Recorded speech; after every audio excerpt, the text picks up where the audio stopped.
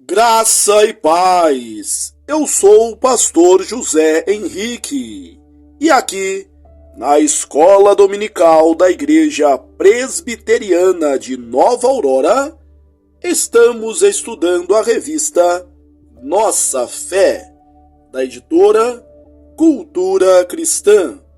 Tema trimestral: Não jogue sua vida fora. Lição 7. Melhor perder a vida do que desperdiçá-la. Parte 2. Lucas, capítulo 21, do versículo 16 ao 18. Introdução. O risco é inevitável. Intencionalmente ou não, sempre estamos em risco. Não há como saber o que nos sucederá amanhã. Diante disso, o que nos resta é usarmos o tempo que temos hoje da melhor maneira possível. E não há melhor uso do nosso tempo do que buscar glorificar a Jesus Cristo, mesmo que isso signifique colocar a nossa vida em risco. Novamente, riscos são inevitáveis. Eles estão na tessitura da nossa existência. No entanto, às vezes nos arriscamos por aquilo que é pequeno, sem valor, ou até mesmo indigno. Se vamos nos arriscar de modo intencional e planejado, que seja por aquilo que é valioso e digno. Que causa poderia ser mais digna do que o Evangelho? Quem seria mais valioso que o Senhor Jesus Cristo? As respostas a essas duas perguntas são fáceis. Nada é mais digno que o Evangelho. Ninguém é mais precioso do que Jesus. Logo, arriscar-se por ele é certo. E seus discípulos sabem disso. Tópico 1. O grande arriscador do Novo Testamento. Ninguém arriscou tanto no Novo Testamento quanto o apóstolo Paulo. Ele tinha uma boa vida e era respeitado entre os judeus. Era um hebreu de hebreus. Havia muita segurança em quem ele era e na posição que desfrutava entre os fariseus. Filipenses 3:6. Não obstante, ao ser encontrado por Jesus Cristo, resolveu abrir mão de toda a segurança de que desfrutava para que o nome de Jesus fosse anunciado a todas as pessoas, judeus e gentios. Em um determinado momento do seu ministério, Paulo foi advertido por meio de uma profecia que, se fosse a Jerusalém, seria preso. Isso diz o Espírito Santo. Assim os judeus em Jerusalém farão ao dono deste cinto e o entregarão nas mãos dos gentios. Atos 21:11. Os crentes que ouviram a profecia imploraram para que Paulo não fosse a Jerusalém. Ele respondeu: Estou pronto não só para ser preso, mas também para morrer em Jerusalém. Versículo 13. Na lição anterior, vimos que o risco é inevitável, uma vez que não conhecemos o futuro. Não obstante, aqui o futuro é revelado claramente ao apóstolo Paulo, e mesmo assim, ele resolve ir adiante com sua decisão de ir a Jerusalém. Uma das razões pelas quais desejamos conhecer o futuro é justamente evitar o risco.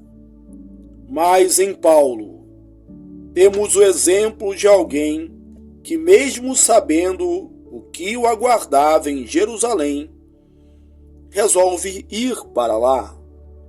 Ele se arrisca sabendo que será preso. O que explica isso? O próprio Paulo responde no final do versículo 13, o nome do Senhor Jesus.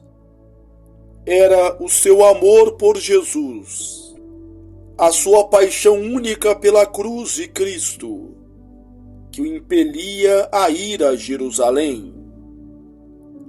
Paulo cria que essa era a viagem necessária. Ir a Jerusalém era necessário por causa de Cristo. Na realidade, toda a vida do apóstolo Paulo foi cheia de riscos.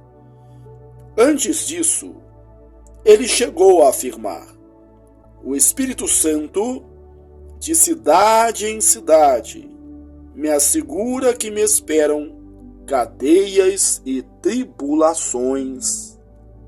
Atos 20, 23.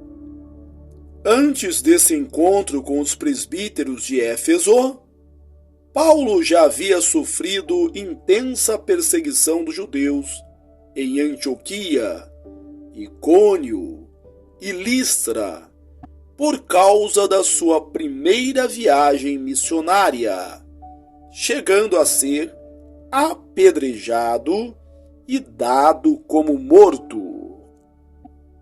Em 2 Coríntios 11, 24 a 28, encontramos uma extensa lista de tudo que o apóstolo Paulo sofreu para glorificar a Jesus Cristo.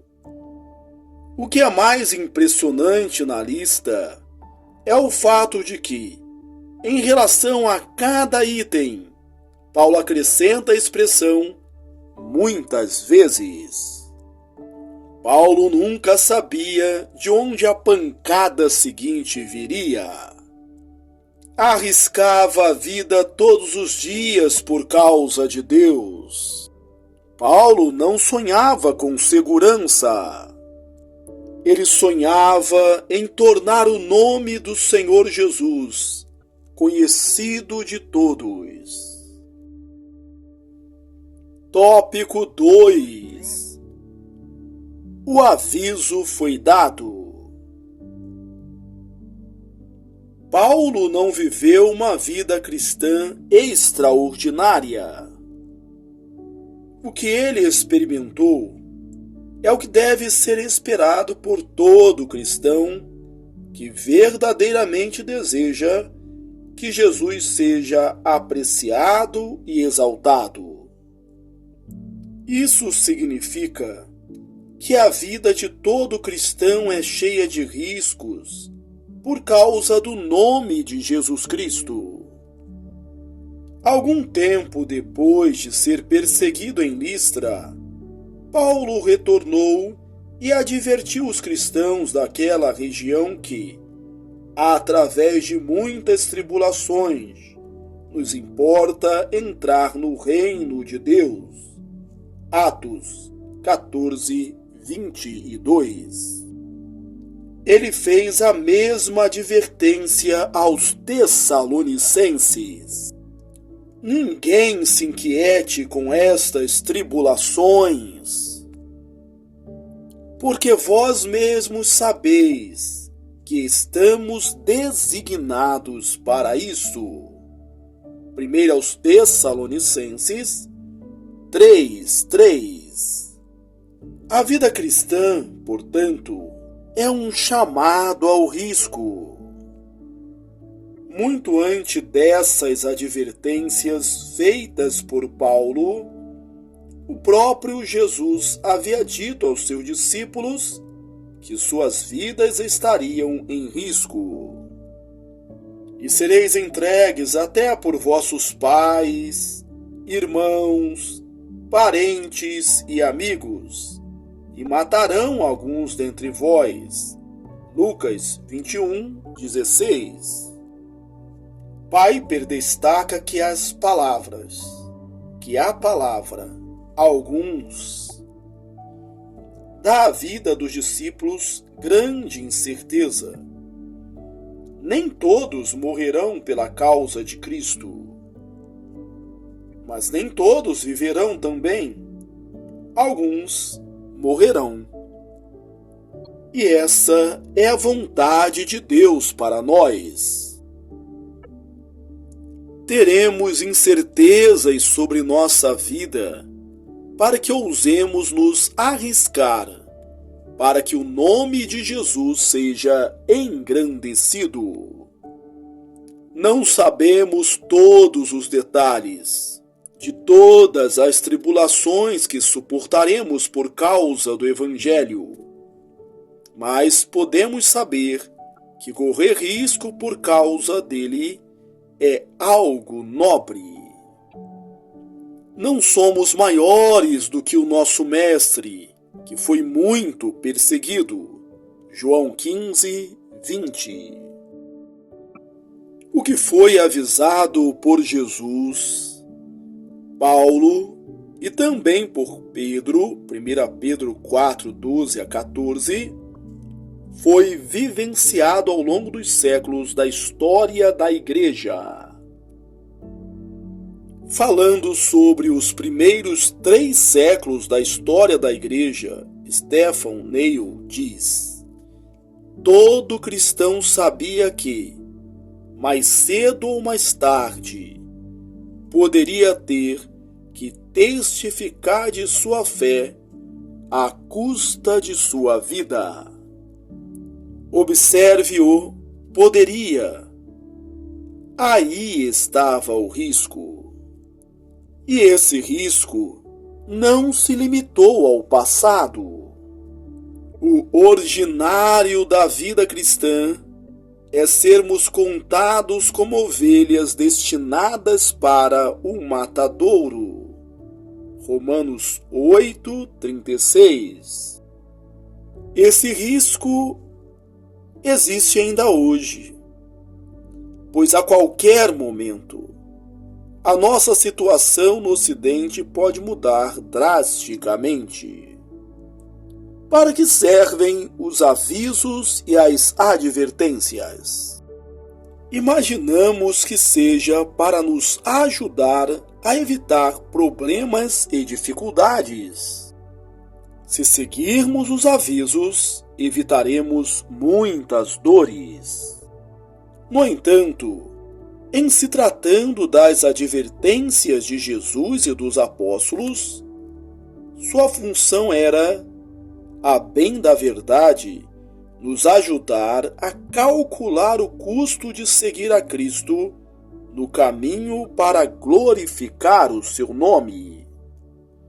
Os discípulos de Jesus, mesmo sabendo de todos os riscos, não os evitam. Por quê? Por causa do amor de exaltação a Cristo. Eles amam a Jesus e tudo o que desejam é que ele seja conhecido e apreciado por quem é e pela sua obra redentora. E eles estão dispostos a tudo para que isso aconteça. Perder a vida é um preço pequeno demais para se pagar. Tópico 3. Incentivos ao risco por amor de Cristo. Que vantagem há em se arriscar por causa de Jesus e do Evangelho? Existe algum benefício?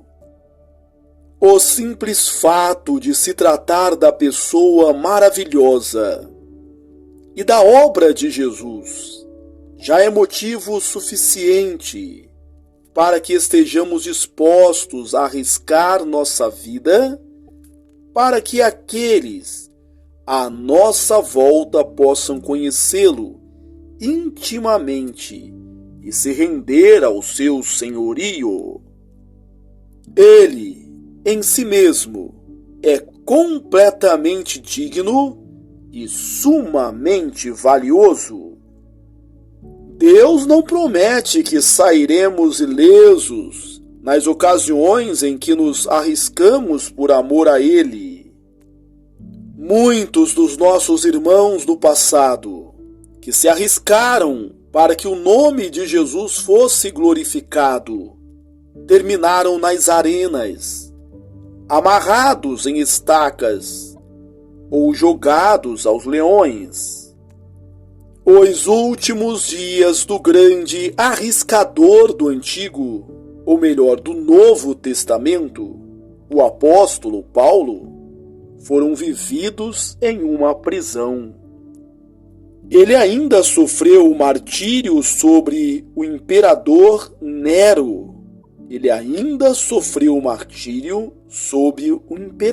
Nero. John Piper diz: quantos túmulos há na África e Ásia?